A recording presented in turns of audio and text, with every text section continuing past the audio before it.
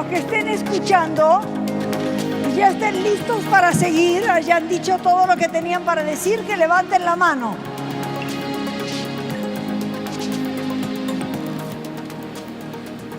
A ver si alguien ya terminó su conversación. Los que ya estén escuchando puedan estar en silencio porque terminaron todo lo que tenían para decir. Si pueden levantar la mano, por favor. Ya somos un poco más. Podemos pedirles entonces a los que están ingresando si lo pueden hacer en silencio.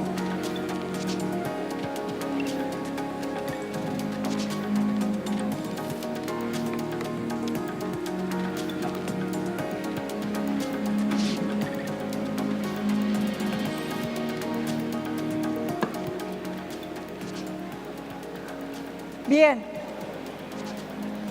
creo que el tema que sigue puede abrirnos el apetito antes de salir a nuestra comida.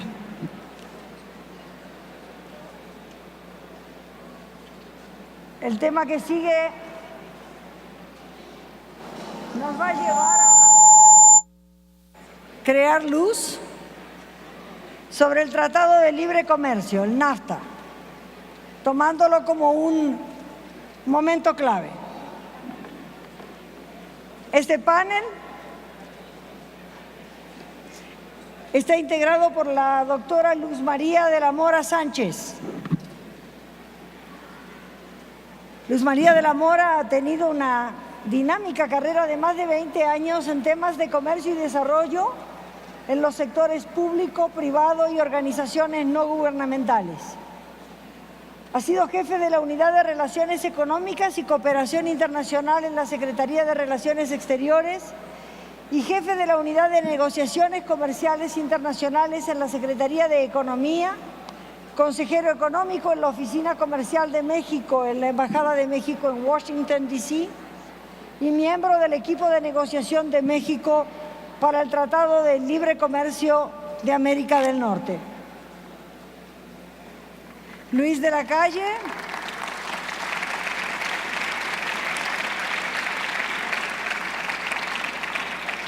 Estudió Economía en el Instituto Tecnológico Autónomo de México, el ITAM. Realizó sus estudios y maestría y doctorado en la Universidad de Virginia. Fue subsecretario de Negociaciones Comerciales Internacionales de la Secretaría de Economía de México y durante su gestión encabezó las negociaciones de México para los acuerdos de libre comercio bilaterales y las negociaciones regionales y multilaterales en la Organización Mundial de Comercio. Luis de la Calle fue ministro para Asuntos Comerciales de la Embajada de México en Washington, D.C., cargo desde el cual tuvo una participación activa en el diseño, promoción e implementación del Tratado de Libre Comercio con América del Norte. También colaboró con el Banco Mundial como economista de país para las repúblicas checa y eslovaca, Polonia y el antiguo Zaire. Actualmente, Luis de la Calle es director general y socio fundador de la Calle Madrazo Mancera S.C., consultoría especializada en economía, procesos reglamentarios y asuntos relacionados con el comercio internacional. Gracias, Luis.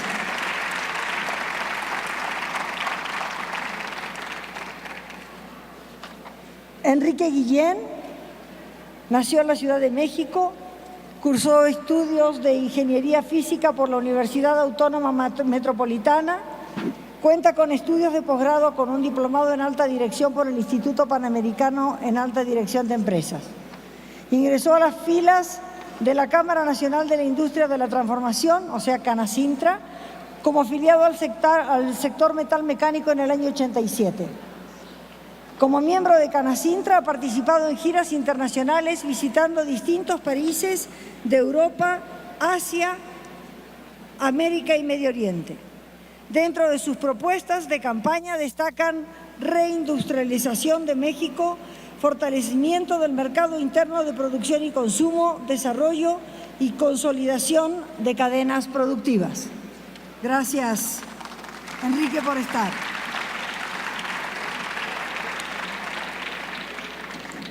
Y Luis Robles. Luis Robles Mejía nació en la Ciudad de México. Cursó sus estudios profesionales en la Escuela Libre de Derecho, habiendo recibido el grado de abogado en 1984. Luis Robles ocupó el cargo de socio director de la firma Robles y Saldívar desde 1984 al 93 y en dicho año fue designado director general jurídico del Grupo Financiero BBV México, puesto que ocupó hasta 1998 al ser designado como director general jurídico para Latinoamérica del Banco Bilbao Vizcaya, el BBVA.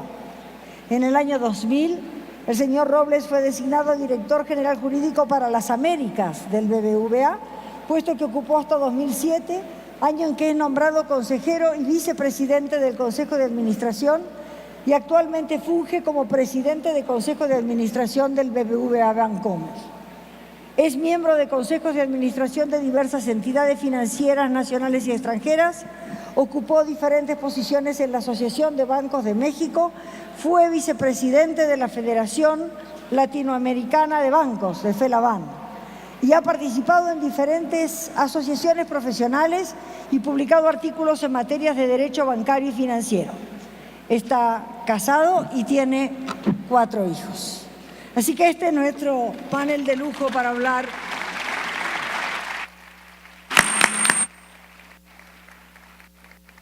Gracias. Gracias por venir, gracias por estar. Y quisiera que hablemos un poco sobre las reglas del juego, si les parece bien. Con mucho gusto. Que dediquemos 5 minutos para que cada uno de ustedes abra su tema y que luego en 5 minutos expongan, que hagan eso primero y después una segunda ronda de 10 minutos, ¿no?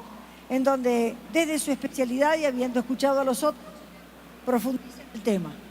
Y si nos queda tiempo, o hacemos conclusiones o ponemos unas preguntas antes de las conclusiones. ¿Les parece? Estupendo.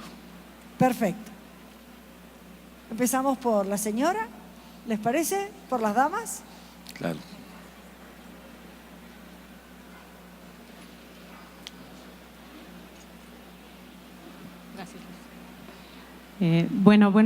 Buenas tardes a todos. Muchísimas gracias por la oportunidad de estar aquí con ustedes el día de hoy. Agradezco mucho la invitación a estar en Sintec. Agradezco al presidente Fox, a la señora Marta por la invitación tan amable que me hicieron para estar aquí el día de hoy. Y pues también para mí es un gran honor compartir este panel con tan distinguidos analistas y practicantes del comercio internacional, y sobre todo es un gusto estar aquí con uno de los jefes más del que más he aprendido. Muchas gracias, Luis, por haberme también dado la oportunidad de trabajar en este tema que tiene que ver con el Tratado de Libre Comercio de América del Norte. Estuve trabajando 5 años en la oficina comercial de México en Washington cuando Luis era jefe de la oficina, y realmente haber tenido la oportunidad de participar en la implementación del tratado pues también me da una perspectiva el día de hoy que resulta, pues por decirlo de alguna forma, innovadora. Como ya lo decía al principio de la presentación Thomas Friedman, esta es una época de innovación, y sí creo que la propuesta del presidente Trump de modificar, renegociar el Tratado de Libre Comercio de América del Norte ha sido una innovación que yo personalmente nunca pensé que iba a vivir, y no es la innovación en el sentido en el que yo me hubiera imaginado de parte de Estados Unidos. Cuando se negoció este acuerdo, yo tuve la oportunidad de participar entre 1990 y 1992 en el grupo del sector automotriz, que estábamos negociando las reglas para la apertura automotriz. Yo creo que a 25 años de esa negociación vemos que precisamente el sector automotriz es uno de los sectores más dinámicos, uno de los sectores que más ha podido crecer dentro de la integración comercial de América del Norte, y uno de los sectores no solamente pioneros en el desarrollo de México, de la manufactura, del empleo, de zonas como esta, por ejemplo la zona del Bajío. Pero lo que resulta realmente sorprendente el día de hoy es que estemos tratando de arreglar un tratado de libre comercio cuyo objetivo era crear una zona de libre comercio a través de la eliminación de barreras al comercio de bienes, de servicios y de inversión, que ha tenido resultados inesperados en términos del crecimiento comercial y que ha tenido realmente resultados transformadores en la región, en la producción, y que hoy estemos buscando regresar a un mundo en donde difícilmente vamos a poder acomodar el tratado. A mí me parece sorprendente que el presidente de Estados Unidos haya tomado la bandera del Tratado de Libre Comercio de América del Norte y lo haya señalado como el peor acuerdo comercial negociado por Estados Unidos, y también como el acuerdo que ha tenido los resultados más catastróficos, porque Estados Unidos presenta un déficit comercial con México de más o menos 60,000 millones de dólares, que representa 8% del déficit comercial de Estados Unidos. Entonces, la razón de estar renegociando el acuerdo el día de hoy es por una propuesta populista, una propuesta de nacionalismo económico, una propuesta que busca cerrar a Estados Unidos y además busca que México le pague lo que le debe, ¿no? En la opinión, y en la opinión no solamente de Trump, sino también en la opinión de su base electoral. Él le prometió a su base electoral que iba a renegociar el tratado por un tema de déficit y un tema de empleo. Entonces, lo que resulta muy sorprendente es cómo con esta renegociación podemos darle al presidente Trump la victoria política, electoral y de comunicación que necesita, que es presentar esta renegociación como una victoria en donde efectivamente Estados Unidos va a revertir ese déficit comercial, para lo cual no están hechos ni equipados los tratados de libre comercio ni las reglas del comercio internacional, y cómo vamos a regresar empleos a la manufactura cuando estos empleos han desaparecido, sobre todo por una transformación tecnológica, por la automatización, por el incremento en la productividad en América del Norte, y también por una, como ya lo decía al principio de este encuentro, Thomas Friedman, porque realmente estamos hablando de una transformación dramática a través de la tecnología y la digitalización, las tecnologías de información, que le dan un lugar diferente, no menor, pero diferente en el peso de la economía a la manufactura. Entonces, ¿cómo hacemos? La pregunta es, ¿cómo hacemos para que este tratado, esta renegociación y esta modernización, como nosotros la queremos ver, concilie esta modernización del acuerdo que nos lleve a tener reglas para el siglo XXI, reglas que respondan a la modernización de la economía, a las cadenas globales de valor, donde hoy por hoy el comercio intrafirma, el comercio intraindustria, representa más del 50% del comercio global? ¿Cómo hacemos para que esa realidad del comercio se vea reflejado en estas nuevas reglas, en esta modernización del acuerdo, y al mismo tiempo poder responderle al presidente Trump sus propuestas de campaña de reducir el déficit y de devolver el empleo en la manufactura? Esta renegociación me parece a mí que parte de visiones diferentes, de visiones encontradas, donde México y Canadá sí creemos en la modernización, y donde yo creo que el sector privado, los gobernadores y muchos de los beneficiarios del comercio en Estados Unidos también están de acuerdo en que el tratado ha funcionado y que el tratado sí ha logrado lo que se proponía. Pero estamos sentados a la mesa con la administración del presidente Trump, con un ejecutivo que está buscando regresar a paradigmas que, bueno, creo que nunca han estado presentes en el comercio, más bien crear paradigmas que no son parte del comercio internacional, como el hecho de ver el comercio internacional como una suma cero, lo que tú ganas yo lo pierdo y viceversa, y también como una forma de crear un mundo en la manufactura que ya no existe. Entonces, el reto no es menor. Y creo que mucho de lo que estamos viendo es un diagnóstico político, un diagnóstico de un sentimiento, de una comunicación con un electorado que quiere ver algo que ya se perdió. Todo tiempo pasado fue mejor para esta gente, y el reto para nosotros va a ser cómo mantener esta integración viable a futuro y donde logremos responder de alguna forma sin afectar nuestros intereses y sin afectar la integración productiva de América del Norte. Gracias. Muy bien.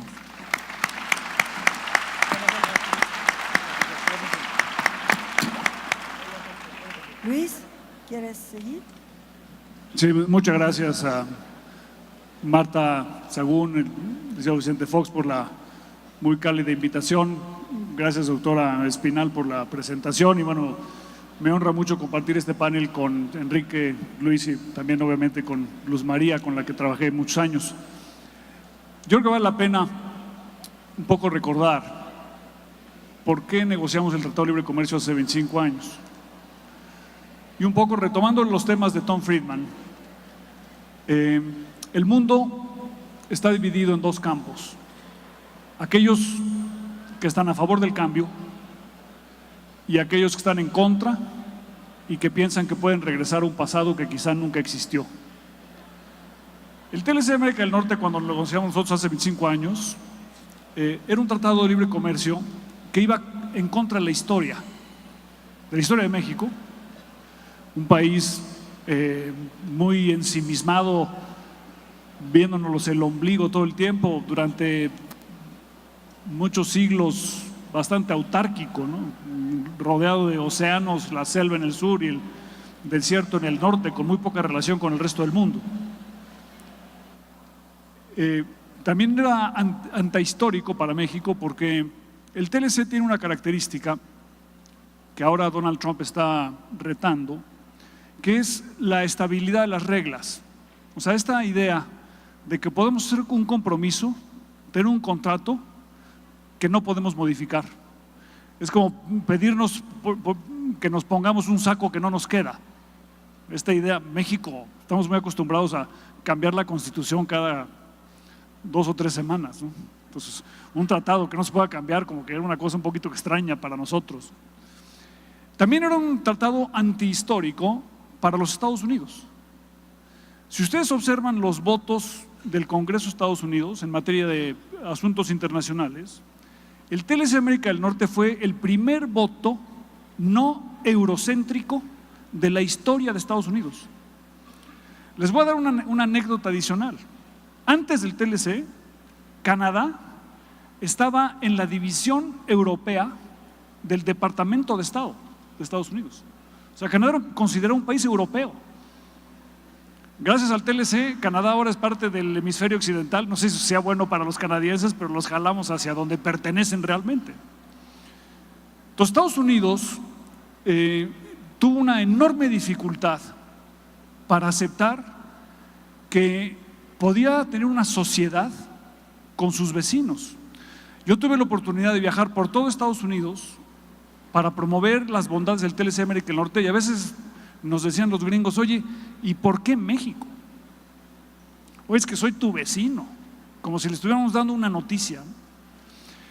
Hubo un voto en la Cámara de Diputados en Estados Unidos que fue altamente disputado, donde había un riesgo importante de que el tratado no pasara, a pesar de que la economía que estaban haciendo un esfuerzo de abrirse era la economía mexicana. Y se logró la aprobación del TLC de América del Norte porque, por 2 razones.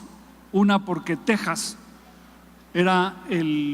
gobernaba Washington, el presidente era tejano, el secretario de Comercio era tejano, el secretario de Estado era tejano, Jim Baker, el presidente del Comité de Finanzas en el Senado era tejano, y la gobernadora tejana, que era demócrata, era muy echada para adelante.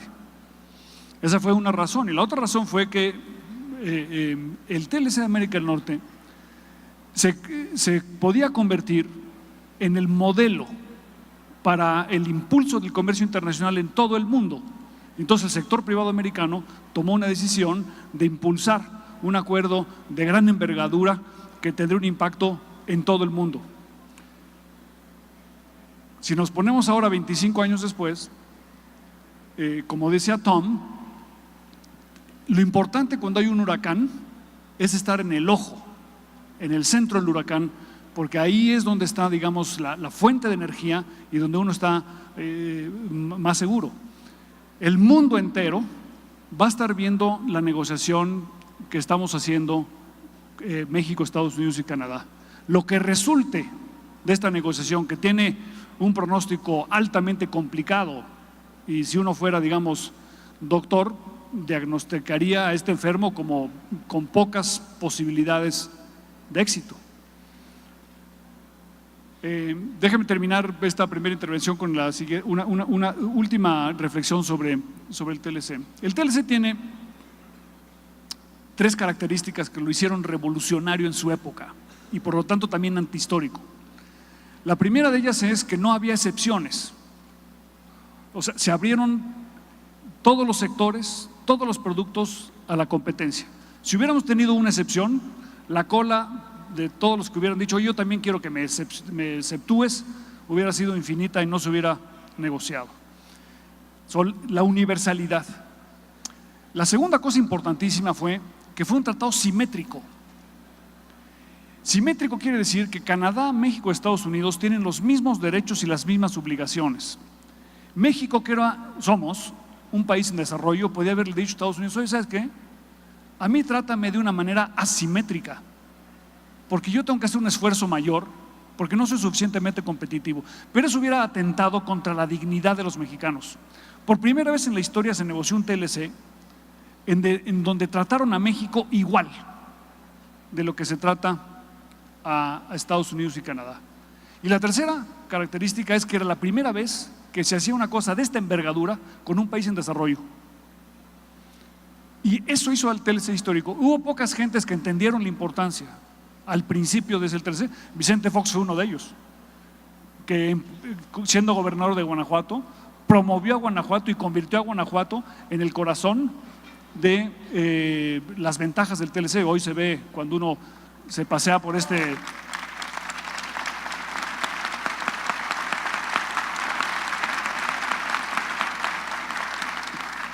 estado, este fenómeno.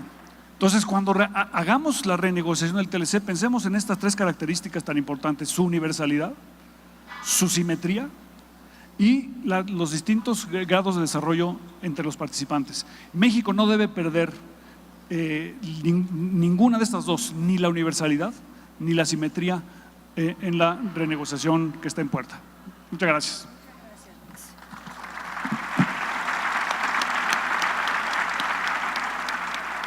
Enrique. ¿Se escucha? Sí. Ahora sí. Muy bien, muchas gracias. Primero agradecer al presidente Fox, doña Marta, la invitación y pues aquí congratulado de estar con tan extraordinarios panelistas. Elena, muchísimas gracias. Traía presentación de PowerPoint, pero ya sabe qué sucede cuando uno quiere ponerlo y no funcionan las cosas. Fue problema de la tecnología que traigo. No, doña Marta. Aquí han sido muy generosos y indiscutiblemente que cuentan con todo. Entonces, me permitiré leer la propuesta para dejar más claro mi sentir. Primero empezaría con qué final de año tuvimos en 2016, qué inicio con la llegada del presidente Trump, que ya venía anunciando pues todo lo que pretendía hacer, lo mal que veía el Tratado de Libre Comercio y que lo ve como el peor tratado de libre comercio que ha hecho Estados Unidos. Pues bueno, ha seguido consistente con esa propuesta, con esa visión y ha seguido hasta este momento. Hoy para los mexicanos que estamos viviendo situaciones tan difíciles después de los sismos del 7 y del 19 de septiembre, pues bueno, seguimos en pie, seguimos trabajando y como bien lo decía el presidente Fox, nos estamos superando, tenemos que seguir adelante y tenemos que demostrar de qué estamos hechos.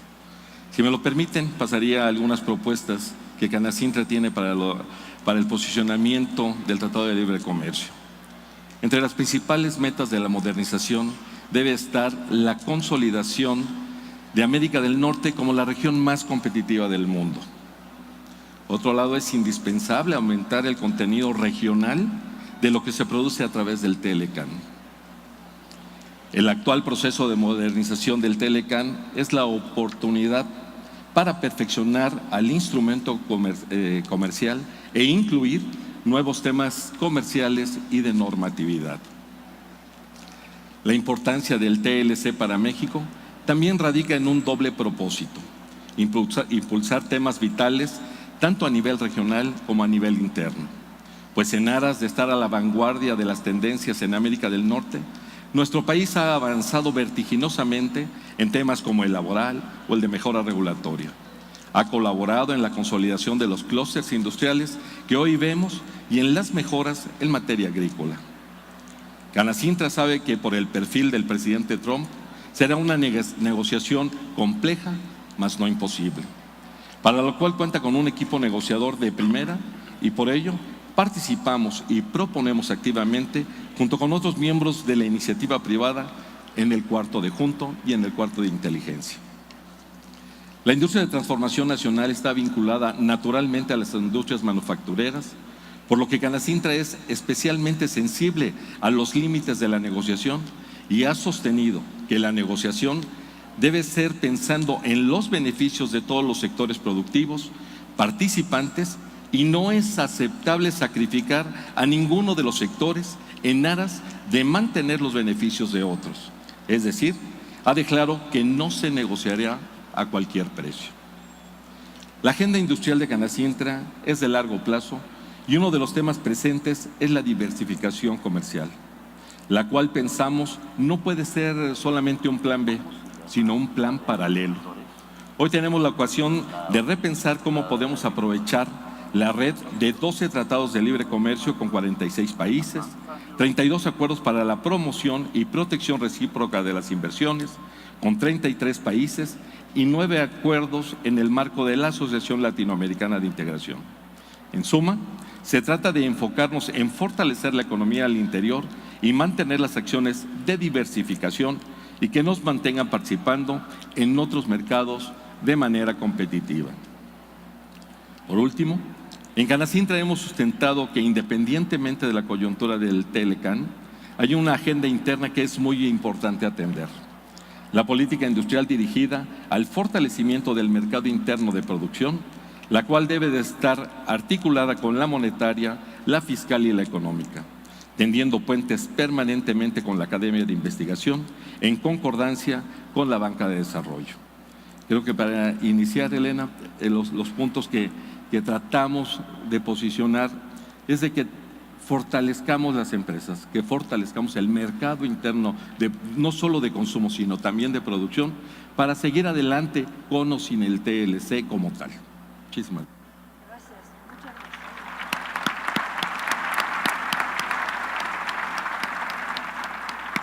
Como estarán escuchando, en el panel tenemos a Luis, que está hablando en general del tratado, a la doctora Luz María, que después le vamos a hacer algunas preguntas, se le vamos a pedir que se extienda más en la parte automotriz, a Enrique, que está representando a la industria, y ahora me gustaría darle la palabra a Luis Robles, que me parece que en el tema de los bancos y en el tema del dinero es el que mejor nos puede informar, ¿no? Pues mira, muy buenas tardes a todos, gracias por estar aquí. Señor presidente, muchas gracias por la invitación. Doña Marta, muchísimas gracias, es un privilegio verdaderamente poder tomar la palabra en este foro CITEC 2017. Pues yo, más que hablar de los bancos, de lo cual podríamos hablar más adelante, yo quisiera hablar de un concepto quizá no necesariamente coincidente con lo que han mencionado los panelistas que me precedieron, y es la región de América del Norte. Luis tiene muchos mayores conocimientos sobre el TLC, por supuesto la doctora, Enrique también, en particular en materia de la industria industrial, pero yo quisiera hablar de la región de América del Norte, y esto lo dijo Enrique, como la región más competitiva del mundo. Yo sí traje una presentación, pero la voy a usar, Enrique, de manera muy didáctica. Voy a tratar de expresar todas mis ideas verbalmente. Hoy en día el comercio internacional, esto lo dijo la doctora, el 50% es intrarregional. Esto es, está dislocada la producción en diversos países, fundamentalmente en regiones, a través de regiones, y cuando decimos que un producto es hecho en México, es un producto que puede tener componentes de los Estados Unidos, de Canadá, etcétera. De hecho, si vemos los productos que exporta Estados Unidos, México, el contenido estadounidense de esos productos es el 40%. Es decir, si aquí en Guanajuato se produce un automóvil que es exportado a los Estados Unidos, el 40% de los componentes de ese vehículo fueron producidos en ese país. Y en el caso de Canadá es 25%, perdón, en el caso chino es solo 4%. Y es de destacarse que la integración que se ha dado entre la región de América del Norte es una integración que, como dijo Carla Hills en un evento que estuviste, Luis, se ha logrado a pesar de los políticos. Y no es ninguna ofensa a ningún político en particular, pero a pesar de los políticos, de la naturaleza misma de la economía y del comercio, han profundizado y logrado esa integración. Y así en autopartes, automóviles, electricidad, etcétera, temas que seguramente Enrique podrá tratar con mayor amplitud, hemos logrado una complementariedad como región de América del Norte. No se diga el caso de agropecuario, en la que desgraciadamente Bosco no nos pudo acompañar, pero hubiera sido muy interesante escucharlo. Y partiendo de esa base y considerando también que los recursos regionales que tenemos en América del Norte, las dinámicas poblacionales de los estados que la integran, su ubicación geográfica, la riqueza natural y por supuesto el capital humano que tenemos en nuestros países, afirmo que es la América del Norte la región más competitiva del mundo. Y esto, afirmación personal, también lo afirma el Instituto Bush, donde califica, y pueden ver en la gráfica, pueden ver, o más bien en la lámina, pueden ver que América del Norte tiene una calificación de B+, cuando otras regiones, incluyendo la Unión Europea, tienen calificaciones inferiores a la de América del Norte. Es la visión del Instituto Bush, pero la comparto al 100% y vamos a profundizar un poquito más. ¿Por qué? En primer lugar, en la región de América del Norte es la región que más recursos energéticos tenemos, más que los que tiene Medio Oriente. Es una región además en la molécula de gas es la más barata del mundo, por lo tanto nos hace los más competitivos en el insumo energético, que es tan importante para la manufactura y para otras actividades económicas. Por otro lado, la dinámica poblacional que tenemos los tres países es muy superior a la dinámica que tienen Europa y Asia. Es decir, tenemos un recurso humano que tiene una edad que permite que el mercado sea en todos los sentidos mucho más atractivo que los mercados asiáticos o que los mercados norteamericanos. Y finalmente la ubicación de América del Norte también tiene una peculiaridad, porque está entre los dos mercados importantes que tenemos en el mundo, el mercado europeo y el mercado asiático. Estamos en medio. Entonces también ese es un elemento que contribuye a la integración de América del Norte. Y en ese orden de ideas, partiendo de la base de que compartimos principios con América del Norte, democracia. De hecho, el Tratado de Libre Comercio fue uno de los primeros pasos en un proceso de 25 años que hemos venido siguiendo de apertura del país, de realmente modernizar la economía, etcétera. También nos complementamos y tenemos un gran potencial y además tenemos elementos adicionales a los económicos, como son las fronteras que compartimos y temas de seguridad, y no se diga de migración. Por todo ello, y vuelvo a citar a Carla Hills, a pesar de los políticos, a pesar del señor Trump, la integración de América del Norte va a continuar y va a continuar de manera dinámica. Y en este orden de ideas presento esta gráfica que voy a ser muy simplista en la explicación para no confundirlos. En la medida en la que, y esto Luis podría hablar mucho más y la doctora que yo, aunque no hubiera tratado de libre comercio, es decir, aún rompiendo el tratado en su totalidad, en la medida en la que México baje sus aranceles de manera similar o idéntica a lo de los Estados Unidos, el comercio entre la región se seguirá dando, ¿no? Si comparten, sería interesante escuchar la visión de Luis y de la doctora, pero aquí tenemos esta gráfica. A medida que hemos bajado aranceles, han aumentado las exportaciones. Y aquí está la diferencia arancelaria entre México y Estados Unidos. Y en la medida en la que converjamos hacia los americanos, las razones de fondo de un tratado, que en realidad el fondo es la integración económica y el comercio, seguirán subsistiendo.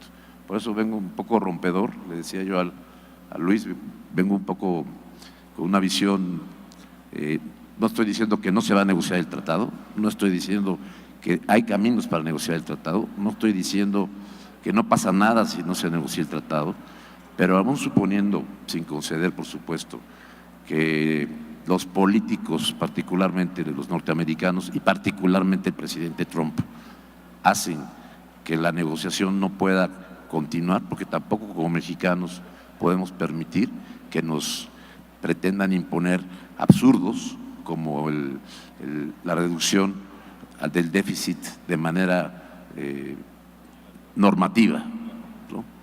Y con eso terminaría la primera parte de mi presentación. Gracias.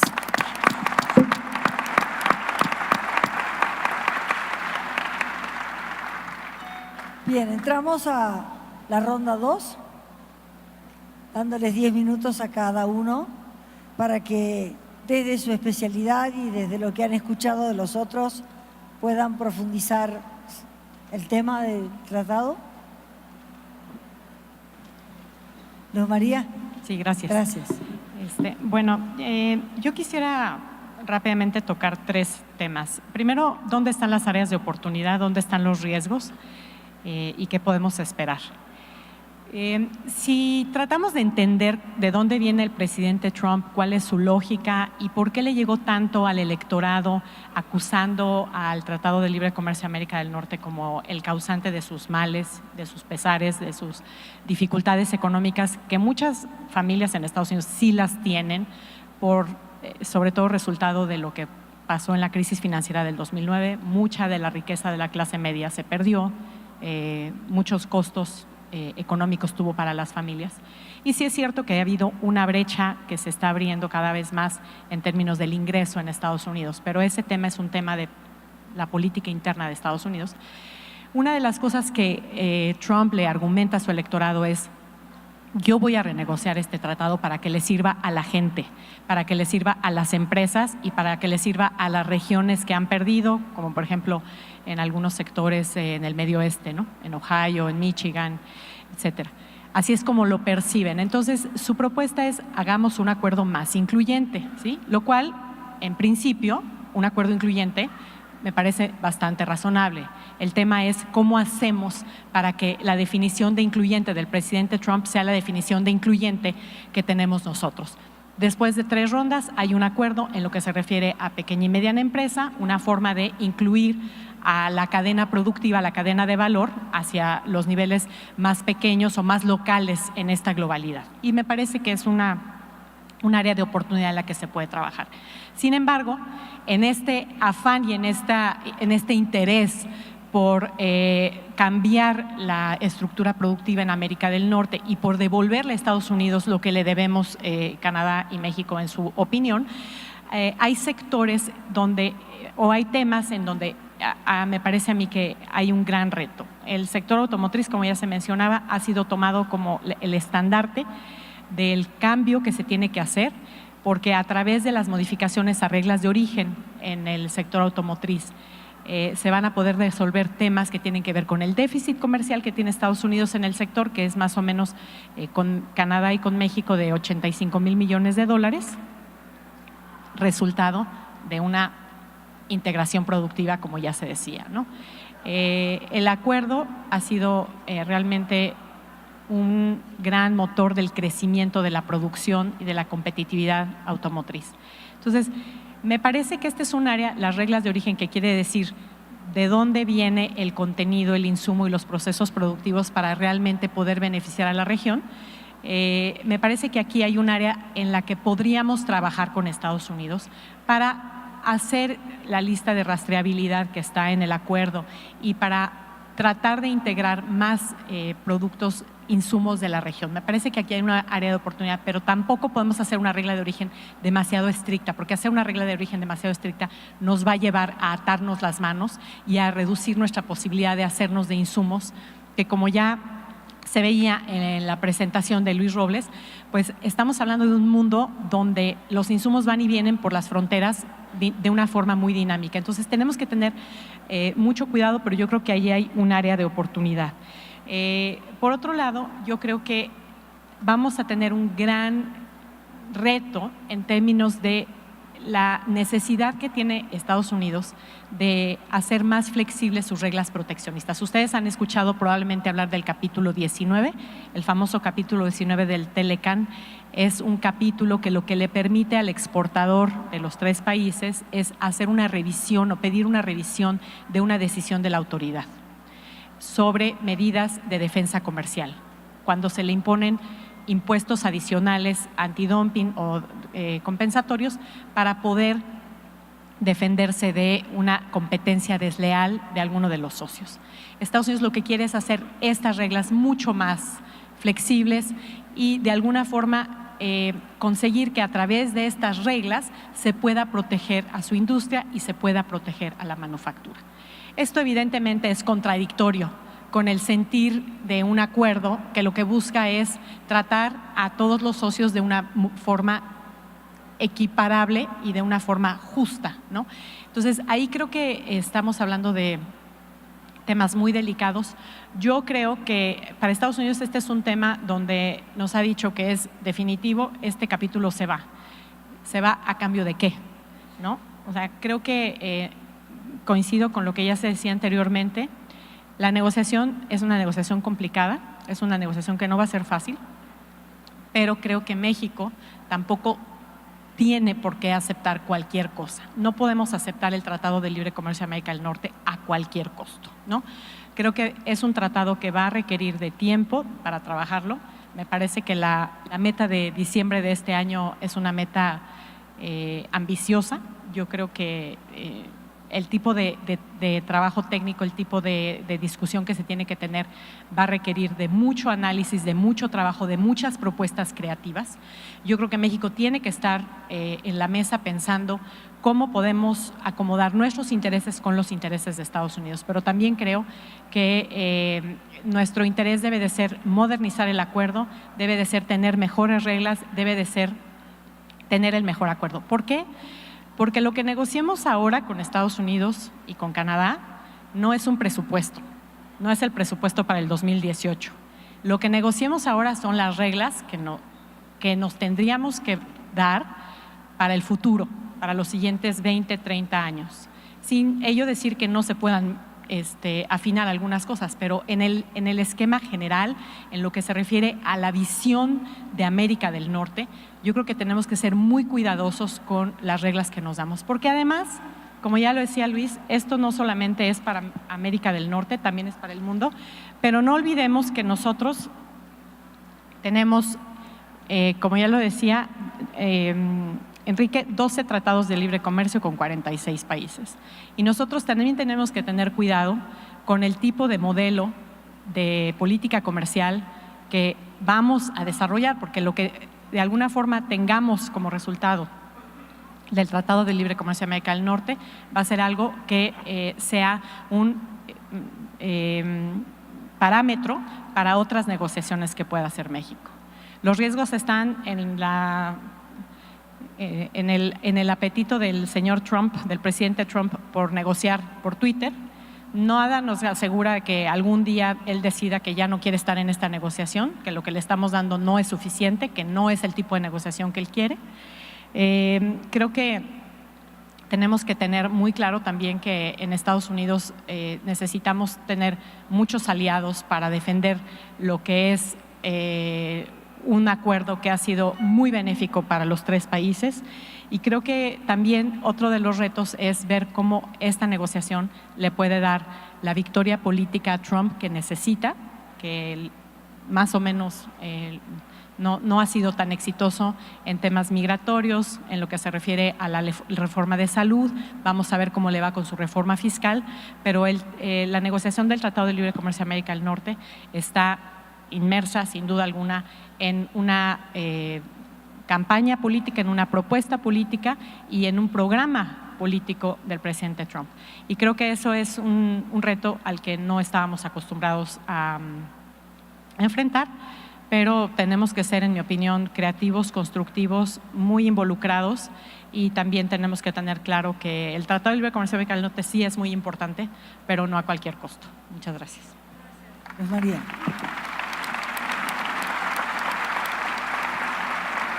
Luis. Sí, muchas gracias. Yo haría la siguiente reflexión añadiendo lo que ya dijo Luz María, Enrique y Luis. La renegociación del TLC de América del Norte, que nos tiene en el ojo del huracán, y como lo decías yo hace rato, todo el mundo nos va a estar viendo, tiene 4 dificultades estructurales, además del contenido de la negociación. La primera dificultad estructural de este proceso de renegociación es que no tenemos el mismo objetivo, Canadá y México, que el que aparentemente tiene Estados Unidos.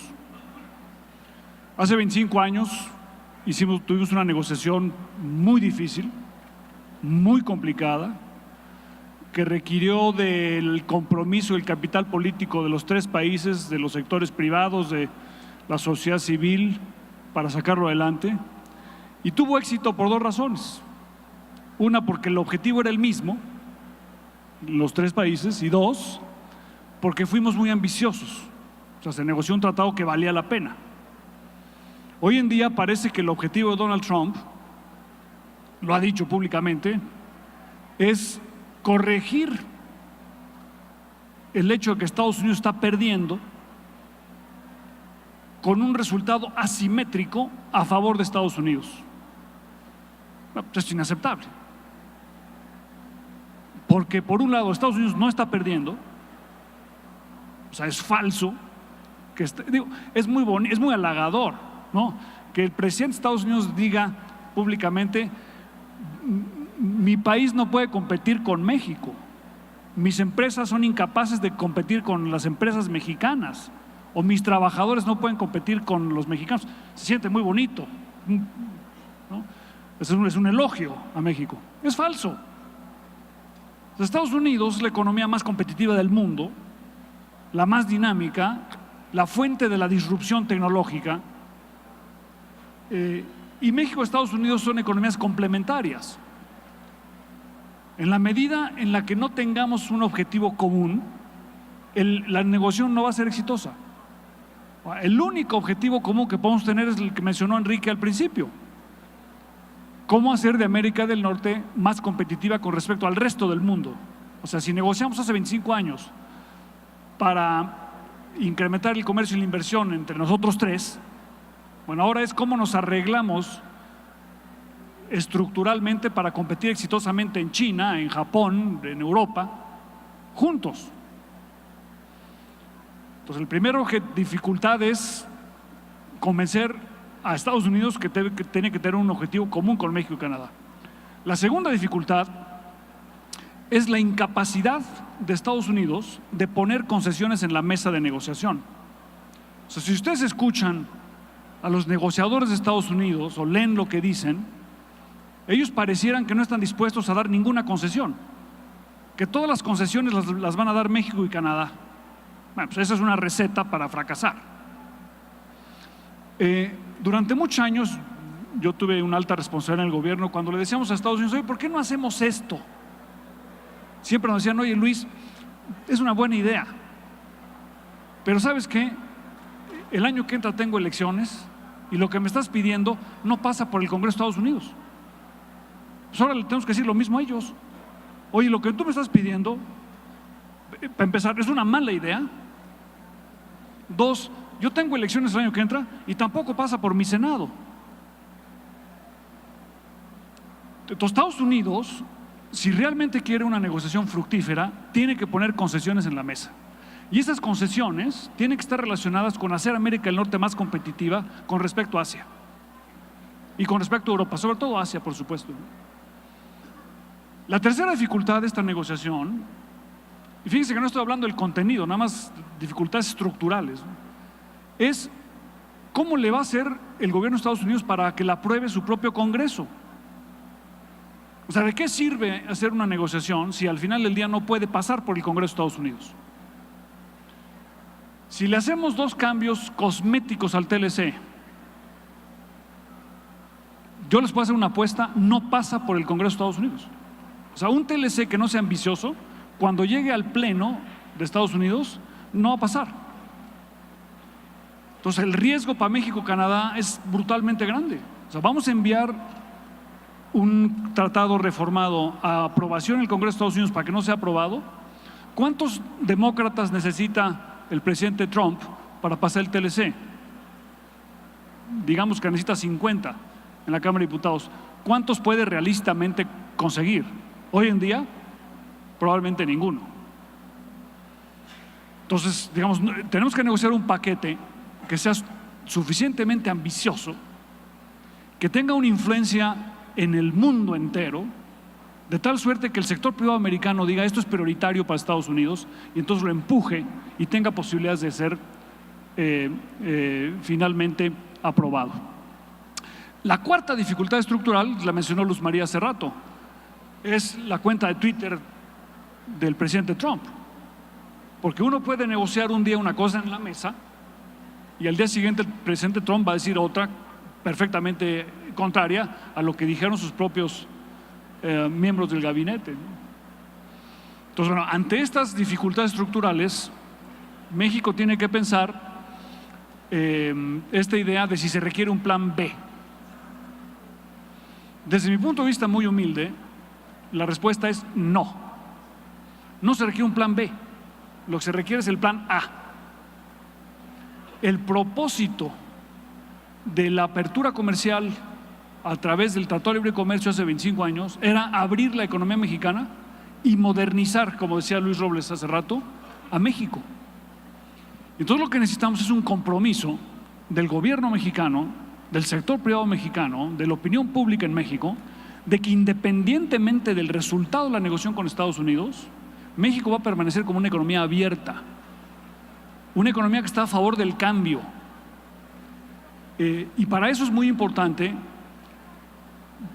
proseguir con la negociación con la Unión Europea, terminarla este año si se puede, consolidar las reformas que ha hecho México en el Tratado de la Unión Europea, convencer a Japón de la necesidad de terminar el TPP-1. Ahora le dicen TPP-11, no hay que decirle TPP-11, hay que decirle TPP-1. Profundizar la Alianza Pacífico y, lo más importante, leer con cuidado el artículo 2205 del Tratado de Libre Comercio de América del Norte, que es la cláusula de salida. Todos los tratados negociados bajo la Convención de Viena, cuando no tienen fecha de expiración, tienen una cláusula de salida. Y esta cláusula tiene 2 frases.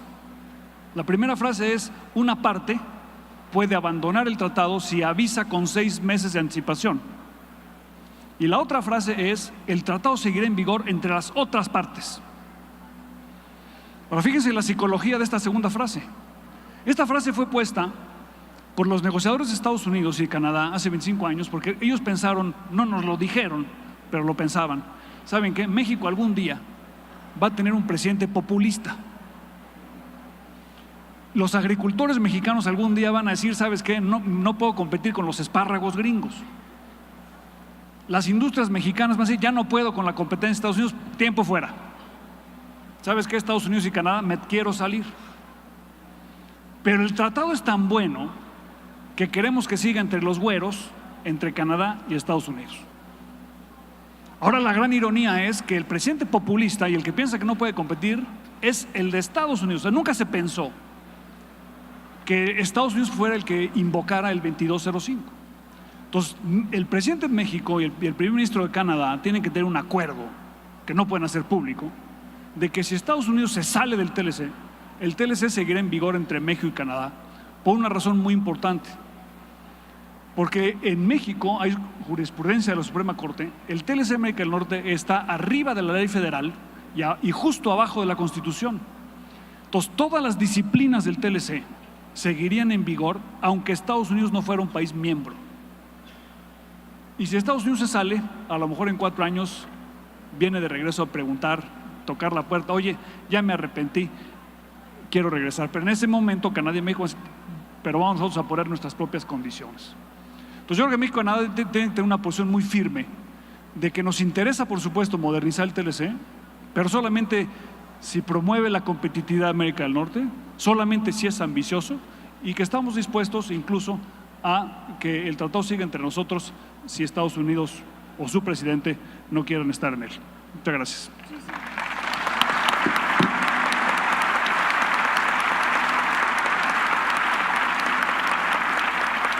Enrique.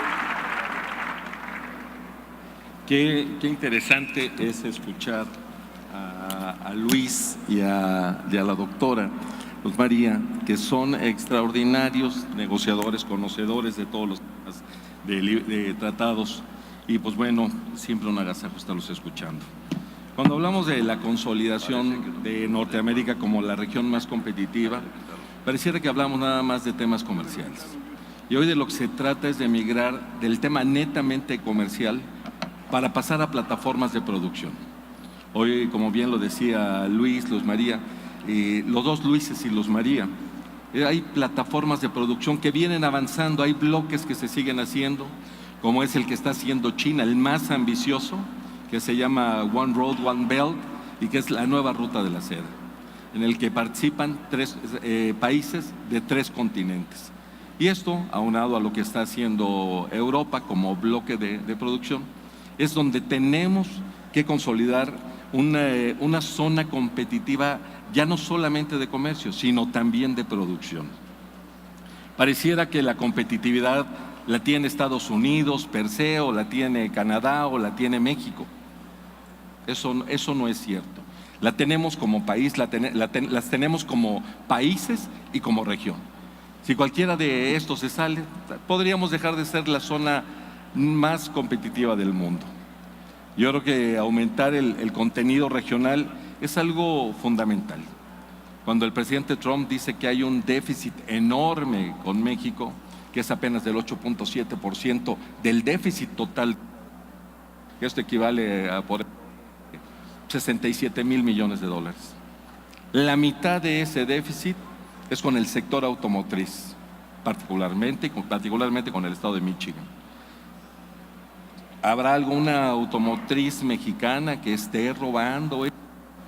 No sé, Ford, Chrysler, General Motors, que son empresas norteamericanas. Ahí está el mayor déficit que tenemos en este.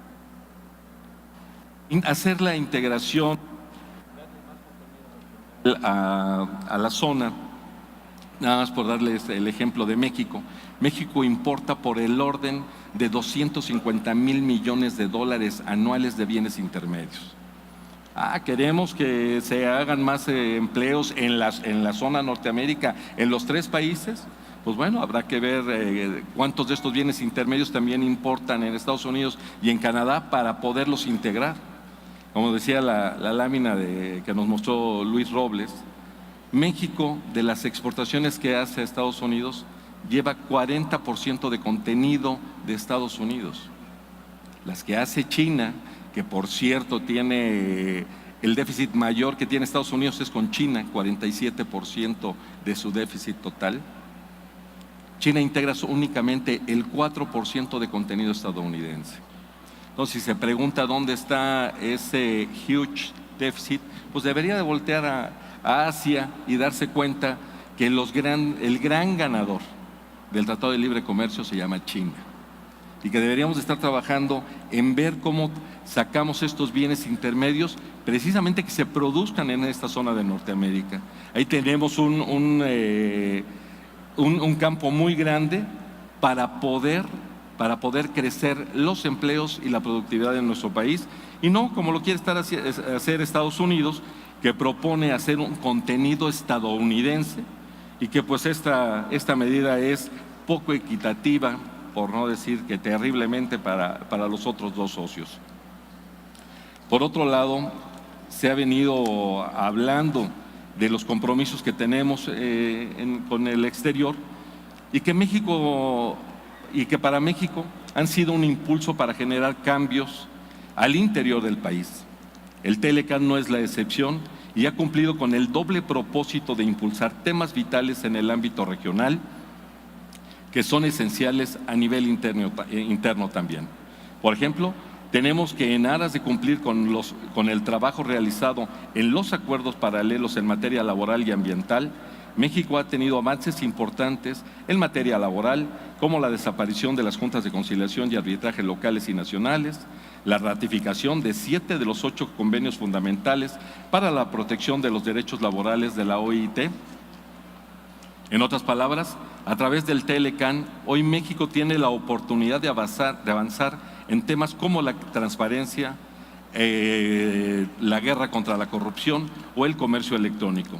También será la ocasión para mejorar las oportunidades que tienen nuestras pymes, buscando emular las condiciones y acompañamiento institucional con el que cuentan Estados Unidos y Canadá. Tanto en México como en Canadá, hemos sabido desde el principio que el proceso de modernización del Telecan será complejo, mas no imposible. Por ello, el despliegue de acompañamiento que la iniciativa privada aglutinada en el CCE estamos llevando a cabo no tiene precedentes. Los líderes de los sectores productivos estamos convencidos de que vale la pena conservar el Telecan, y estamos viendo la oportunidad donde inicialmente declaró una alerta a causa de Donald Trump y los objetivos planteados por su oficina de representación comercial. En uno de los principios de esta USTR habla de que se debe defender la soberanía de los Estados Unidos de Norteamérica. Nosotros estamos defendiendo nuestros intereses, acercándonos a nuestros pares, estamos dando la batalla. Sin embargo, también tenemos plena conciencia de que el riesgo de que los Estados Unidos decida ejercer más presión de la necesaria e incluso plantee abandonar el acuerdo está presente. Canacintra, junto con el grupo de representantes del sector privado que participamos en el cuarto de junto, estamos sobre la línea de que no se sacrificará ningún sector, por lo que consideramos que el límite de las negociaciones será también para nosotros la soberanía. En otras palabras, en el sector privado estamos claros de que los beneficios del Telecan deben ampliarse y no reducirse para impulsar a nuestras pymes, a nuestra pequeña y mediana empresa, y por ello estamos haciendo eco de lo que en su momento señaló el secretario Guajardo: si vamos por menos de lo que tenemos, no tiene sentido que nos quedemos. De ninguna manera México apoyará, y hablo del sector industrial, apoyaremos un acuerdo donde México resulte con pérdidas. Tenemos que tener claros que en esta renegociación, que resulta por demás difícil, hay beneficio para los tres países y no se va a reducir el déficit quitando comercio entre nosotros. Debe ser en base a la expansión del mismo, con el que se baje el déficit que tenemos como países, y que por otro lado logremos una mejor integración, ya no solamente de comercio, sino de producción, como lo mencioné. Hoy estamos compitiendo con todas las plataformas de producción del mundo. No debemos aislarlos, sino por el contrario, debemos profundizar en nuestras negociaciones para poder lograr ser competitivos a nivel mundial. Muchísimas gracias.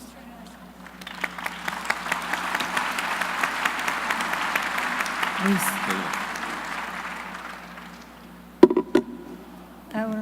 Lo malo de ser el último es que el espacio de tiempo es muy reducido, marca 0, pero voy a ser muy breve.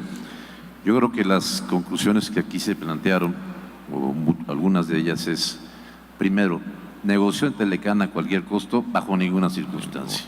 Así es. Yo diría, segunda, y esta continúo una reflexión que hizo Luis. En México llevamos 25 años o más de 25 años transformando la economía nacional.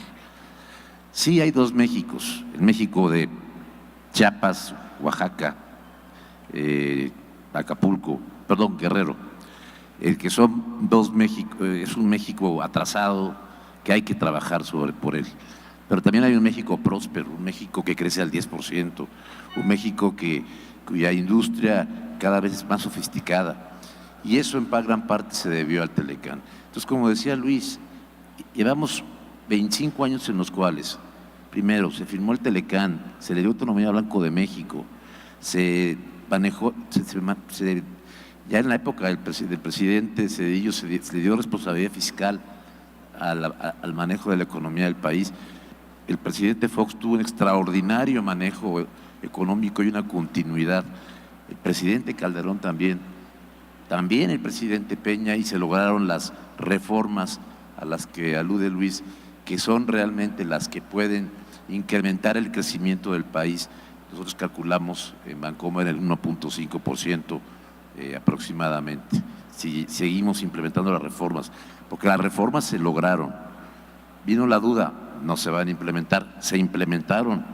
Vino la duda, no van a tener éxito, están teniendo éxito y lo estamos viendo, y no voy a invertir mucho tiempo en ello porque creo que ya es hora de comer y de tener todos hambre. Lo que quiero decir, México con o sin Telecán seguirá siendo un socio importante de la región de Norteamérica. Segundo, esta región es la más competitiva del mundo y con toda seguridad podrá, si se llegara a caer el Telecán por una negociación inaceptable, podrá continuar siéndolo, y en el futuro lograremos, como dice Luis, pues que vengan a tocar el knock knock los que se decidan salir o levantar de la mesa. Y concluyo diciendo, México lleva 25 años en una misma trayectoria de desarrollo económico que claramente ha tenido resultados sociales, económicos, etcétera, en combate a la pobreza, en muchos temas que no voy a ampliar el comentario porque podría dedicarme media hora a hablar de ello. Debemos seguir por esa ruta. No podemos aceptar que políticas tipo las del señor Trump, que son, tú mencionaste, Luz María, populistas, vengan a cambiar esa trayectoria. Hay muchos retos en México, muchas cosas por hacer, muchos temas que nos laceran todos los días, pero de que en estas materias hemos avanzado y tenemos otro país, no hay duda. Y el presidente Fox ha sido un actor fundamental en esa construcción de México. Muchas gracias.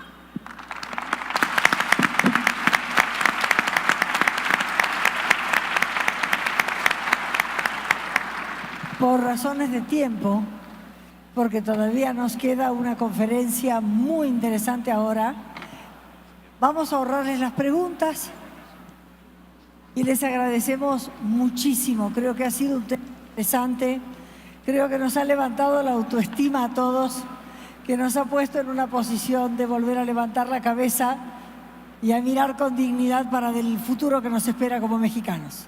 Así que muchísimas gracias a los cuatro. Gracias.